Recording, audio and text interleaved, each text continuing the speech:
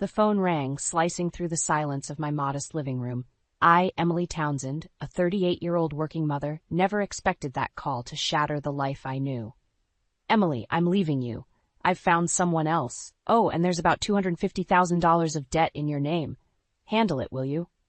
Michael's voice, once so familiar and comforting, was now cold, detached. My heart sank. This had to be a cruel joke. Michael, what are you talking about?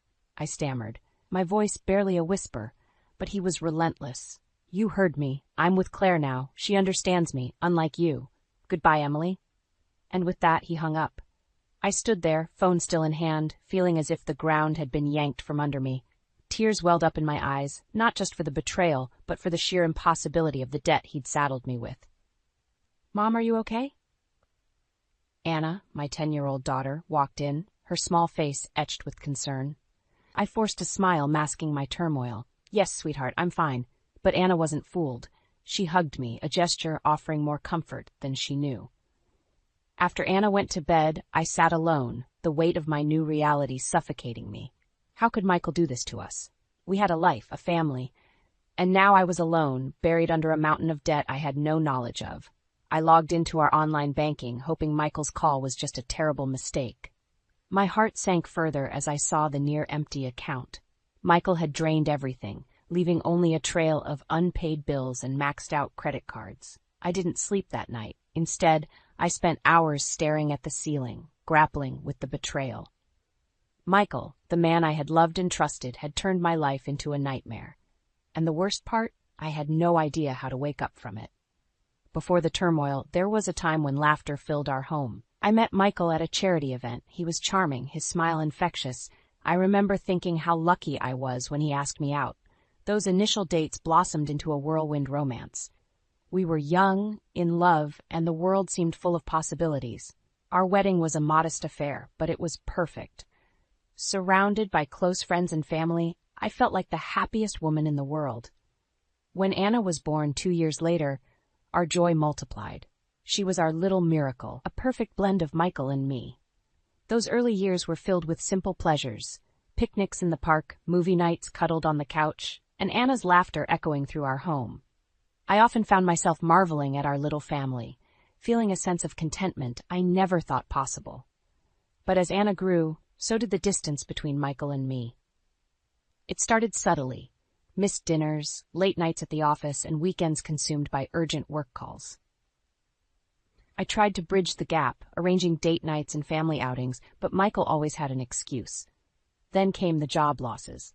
Michael's excuses grew thin as he hopped from one job to another.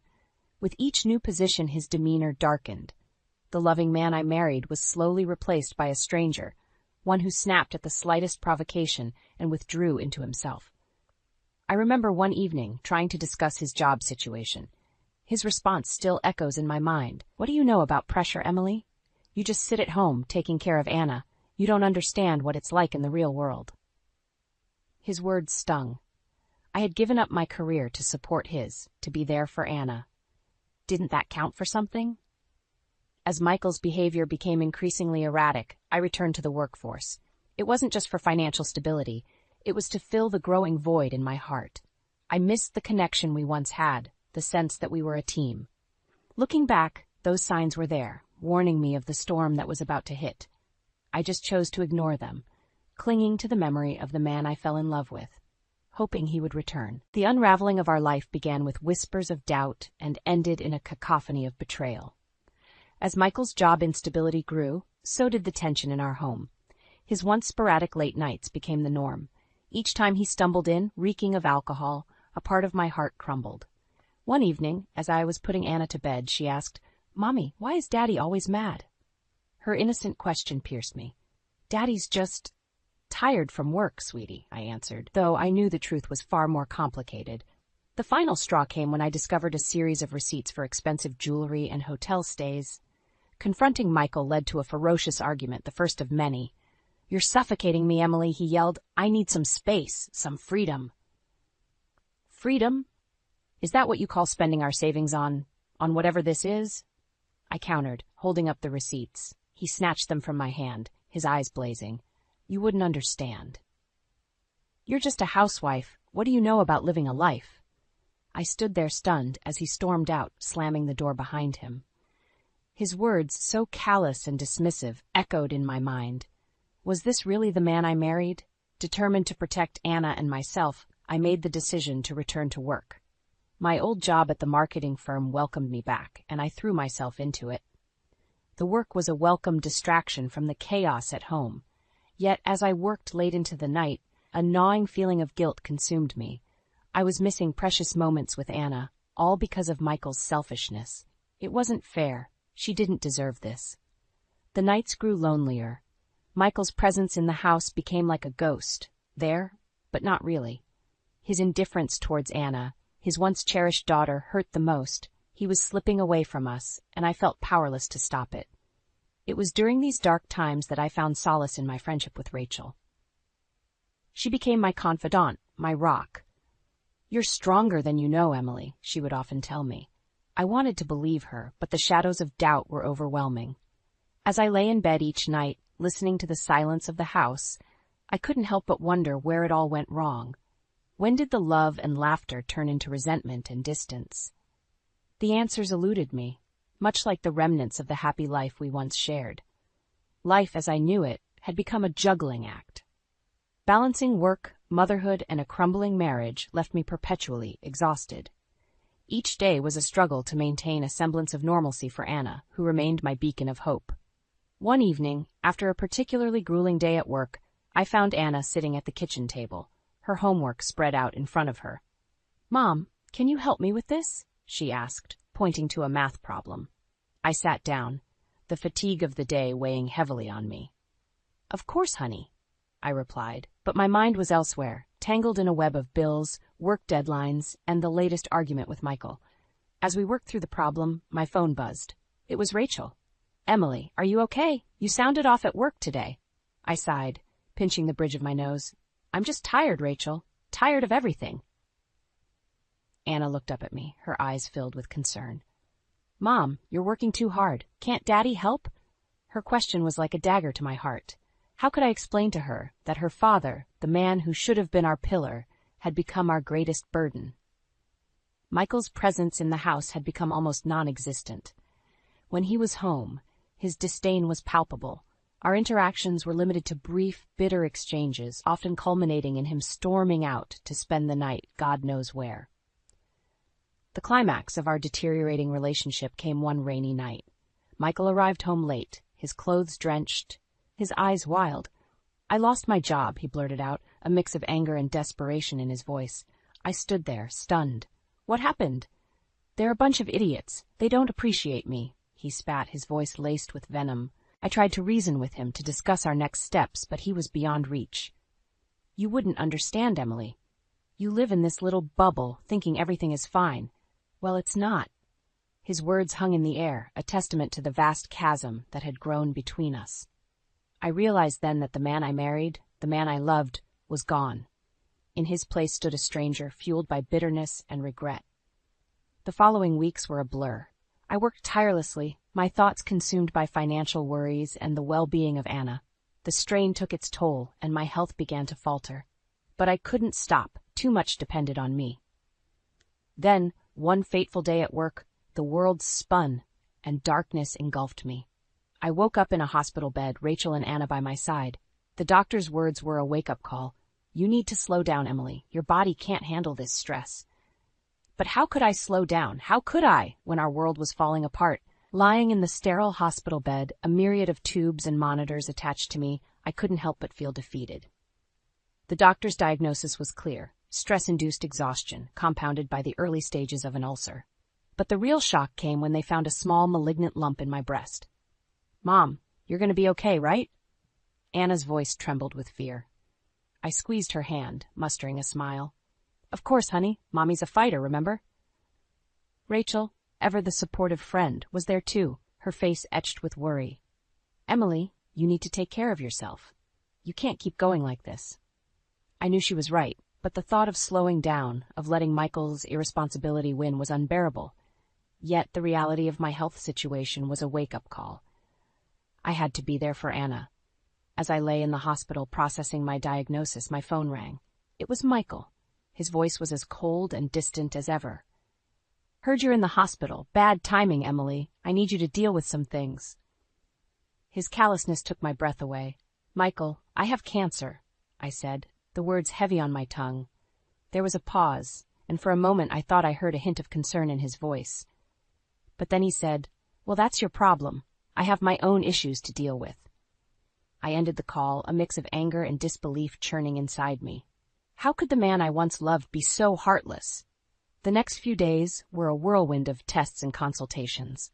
Amidst it all, Rachel and Anna were my pillars, their love and support unwavering. But as I lay there, a plan began to form in my mind.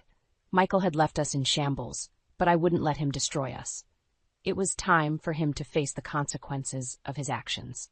With Rachel's help, I started digging into our finances. The more I uncovered, the angrier I became. Michael had not only amassed a huge debt in my name, but had also been siphoning money from Anna's college fund. The final straw came when I discovered he'd taken out a second mortgage on our house without my knowledge. The depth of his deceit knew no bounds. "Rachel, we need to do something," I said, a newfound determination in my voice. Rachel nodded, her eyes fierce. "Don't worry, Emily. We'll make him pay for this. He won't get away with it." As I lay there, recovering, I knew one thing for sure. Michael had underestimated me. He thought he could break me, leave me to pick up the pieces of his mess. But he was wrong. I was going to fight back. Not just for me, but for Anna. And I would start by making Michael accountable for every single betrayal.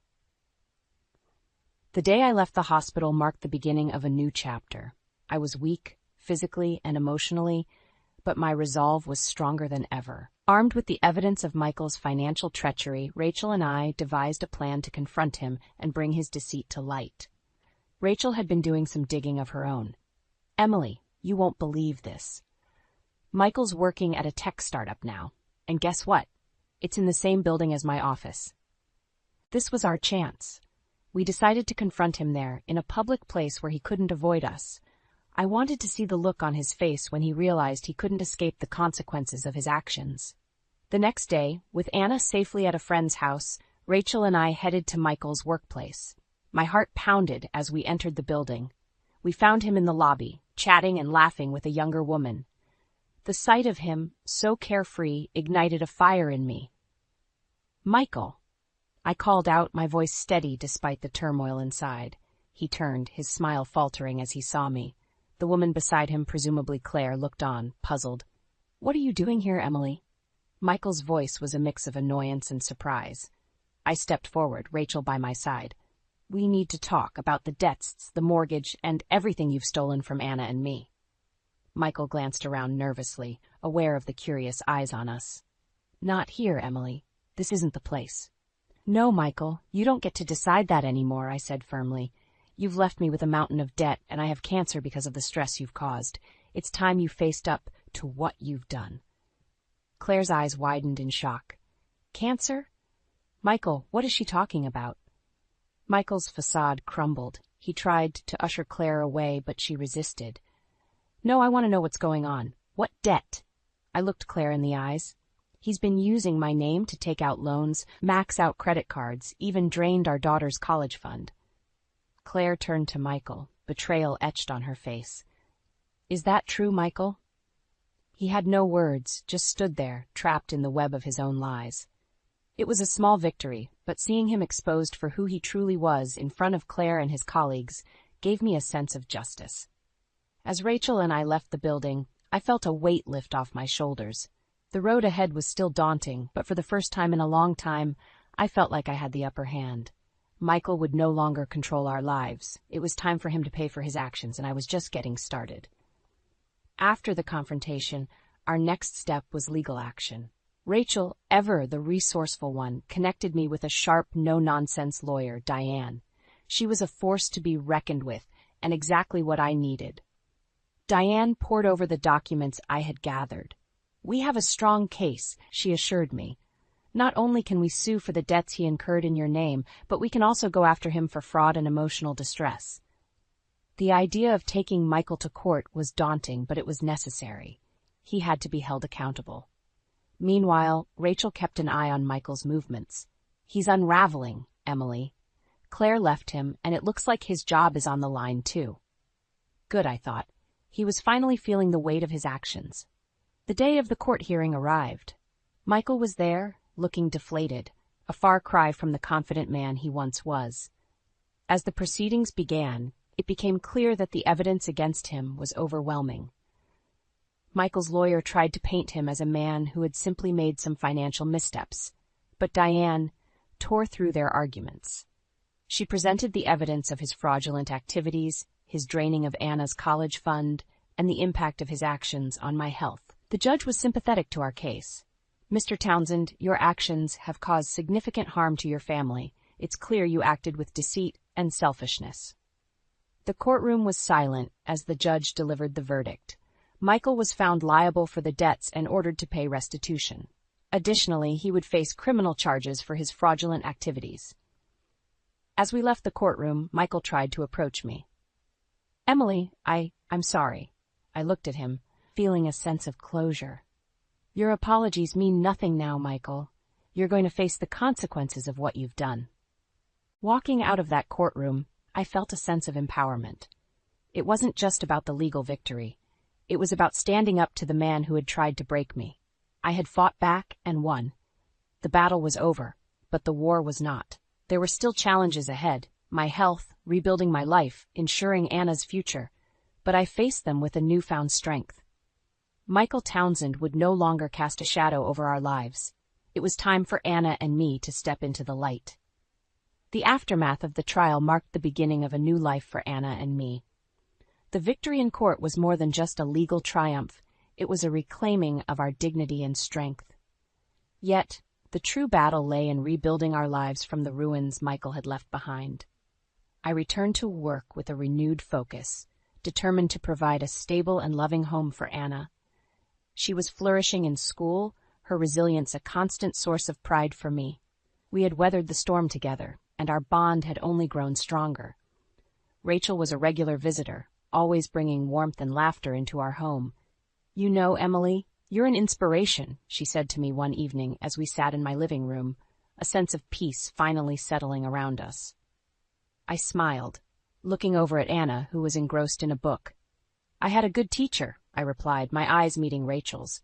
We had been through so much, but her friendship had been a guiding light through the darkest times. As for Michael, his downfall was swift. The loss of his job and reputation, coupled with the legal repercussions, had taken their toll. He tried to reach out a few times, perhaps seeking forgiveness or pity, but I had closed that chapter of my life. I was no longer the woman he had left in shambles. I was stronger, wiser, and free from his toxic presence. The journey wasn't easy. There were moments of doubt and fear, but each step forward was a testament to our resilience. Anna and I had not just survived. We had thrived. One evening, as I tucked Anna into bed, she looked up at me with those big, bright eyes. "Mom, we're going to be okay, right?" I nodded, brushing a strand of hair from her face. "Yes, sweetheart, we're going to be more than okay. We have each other, and that's all we need." As I turned off the light and left her room, I felt a sense of contentment. Our future was uncertain, but it was ours to shape. The scars of the past would always be there, but they no longer defined us. In the quiet of the night, I sat by the window, gazing at the stars. Life had thrown us into turmoil, but we had emerged stronger. We had faced our challenges head-on and reclaimed our lives. This was our new dawn, a time of healing and hope. And as I looked up at the night sky, I knew that no matter what lay ahead, Anna and I would face it together, with courage, love, and an unbreakable spirit.